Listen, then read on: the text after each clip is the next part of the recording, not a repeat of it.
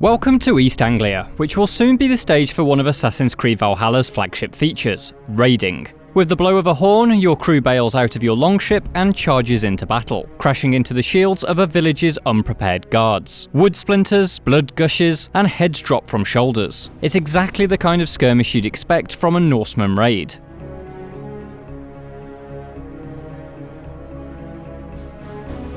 Raiding feels smaller scale than I expected, but is nonetheless good fun, and a vital part of fulfilling the Viking fantasy at the heart of the game. It's also not the only way to pillage a Saxon settlement. The first time I approached a raiding target in a recent 3-hour hands-on with Valhalla, I actually bailed out of the longship on my own, snuck around the back, and crept from guard to guard, taking them out silently. Stealthing the entire camp was overly easy due to enemies standing perfectly still at their posts, something I hope will be upgraded with patrol paths by the time of full release. But some satisfaction remained thanks to the fact that Assassin's Creed's iconic hidden blade has been restored to full power once again, killing instantly with a generous splash of crimson. Post-raiding party, protagonist Eivor takes part in what is effectively the boss fight version of raiding, Valhalla's siege assaults. This one begins with a Viking variant of D-Day, with landing craft exchanged for longships and machine gun fire swapped out for volleys of flaming arrows. It's in these big battles that Valhalla's combat really shines, despite the rough edges of this work-in-progress build. It's a small upgrade of the system first introduced in Assassin's Creed Origins, but one with enough Norse-flavoured garnish that it feels just right. Active abilities return, including one that has Eivor hurl half a dozen throwing axes into a collection of nearby enemies, and another that's basically a charge and tackle maneuver that lasts for as long as you've still got yards left to sprint. That system is nothing new, but enemies now have a stun meter, which when worn down allows you to follow up with finishers such as beating them over the head with their own shield, or swinging your axe up through their chin. Foes knocked to the floor can be stomped on, and if they refuse to fall over, they can be gleefully booted across the battlefield with the Kick of Tyr ability. As you work your way through the assaults, you're able to use a battering ram to break down perimeter fences and gates. There are 3 phases to the attack, and each introduces a new wrinkle of complexity. At the next hurdle, archers fire arrows from wall-mounted ballistas and pour gallons of burning oil over the ramming crew as they batter the gate. On the other side of the door in the final courtyard, the castle's hardiest occupants do their best to scupper your assault. Staying alive through all of this is a little tricky, as there's no regenerating health in Valhalla, nor an HP boosting ability like Odyssey's Second Wind. Instead, you have rations, effectively health potions made up of food gathered from the open world. It means you have to prepare rations ahead of time, or risk running around environments mid-battle in hunt of a mushroom that will keep you in the fight just a little longer. The finale of this particular assault is Rued, a rival Viking armed with a longsword he can set ablaze and accompanied by a pet wolf. Like with many of Assassin's Creed Odyssey's boss fights, it's in this battle where you can detect some potential Soulsborne influences.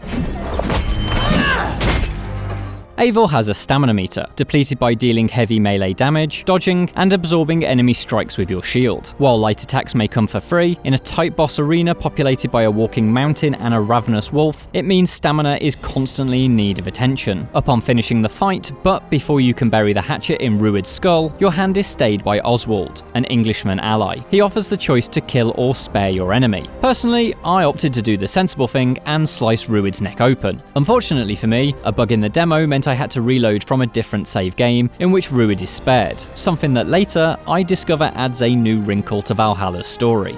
Very much following in Odyssey's footsteps, Valhalla, at least in this showing, has a well-judged balance between light and dark.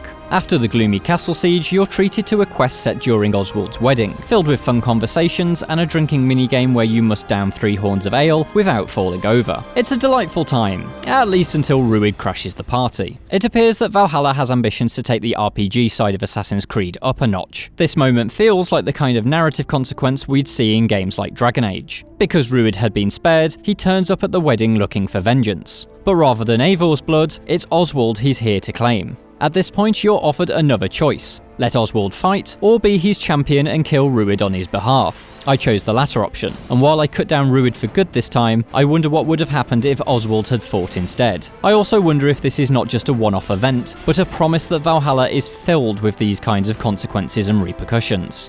Valhalla iterates not just on storytelling, but also the RPG stat system its predecessors added to the Assassin's Creed mix. Alongside the familiar active abilities is a constellation-style map of skills that provide a variety of passive upgrades. Some improve your basic damage and health stats, while others unlock the new stun and finisher combat moves. Together, all of your upgrades increase your global power rating, a numerical indicator as to how powerful you are that replaces standard leveling.